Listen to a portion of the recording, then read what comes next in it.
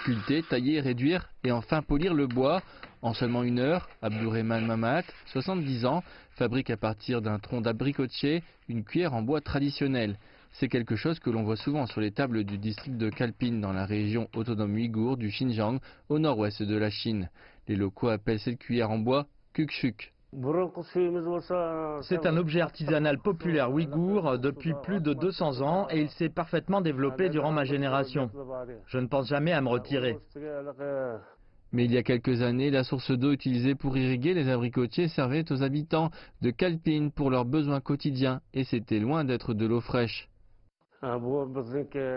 Pendant des décennies, nous avons bu de l'eau saline qui était forte en carbonate de calcium. Les locaux tombaient malades, par exemple, ils avaient de la pression sanguine, des calculs biliaires, des calculs rénaux, se lavaient les mains et le corps a séché leur peau.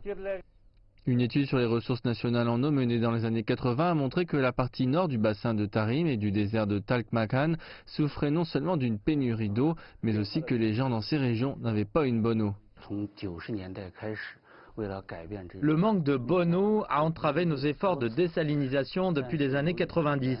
En 2016, le gouvernement du Xinjiang a approuvé un projet d'1 milliard de dollars pour dessaler l'eau et garantir environ 5 millions de mètres cubes d'eau par an. En octobre 2018, de la nouvelle eau fraîche arrivait jusqu'aux 56 000 habitants de Kalpin, dans 37 villages.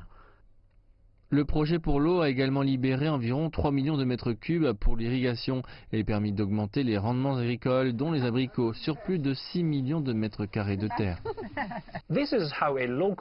Voici par exemple comment lors d'un repas ouïghour on emploie le kukshuk pour manger du kamgur, un type de navet assez populaire ici dans la région autonome. Ils peuvent le bouillir pour la salade ou le cuire avec de l'agneau. La soupe est très bonne, je dois admettre que le kamgur ajoute une note sucrée au plat. Kurban Rehman, 35 ans, est père de 3 enfants. Ancien mécanicien, il cultive maintenant le kamgur dans une coopérative de fruits et légumes fondée en 2018. Le kamgur avait un goût un peu salé avant, mais il est plutôt sucré maintenant. L'industrie du kamgur est un pilier de l'économie de Kalpin grâce à ses propriétés thérapeutiques et sa valeur nutritionnelle. Et la réforme de l'eau a aidé cette usine de 3000 mètres carrés à devenir le plus gros producteur de kamgur du pays. L'usine produira de la nourriture et des boissons au kamgur quand elle ouvrira en février. L'eau joue un rôle clé non seulement pour l'irrigation mais aussi dans nos installations.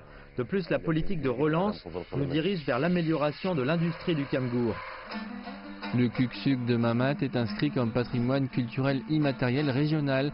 Il ajoute qu'il formera de futurs artisans qui sauront également sculpter des cuillères aussi belles que l'eau de Kalpin.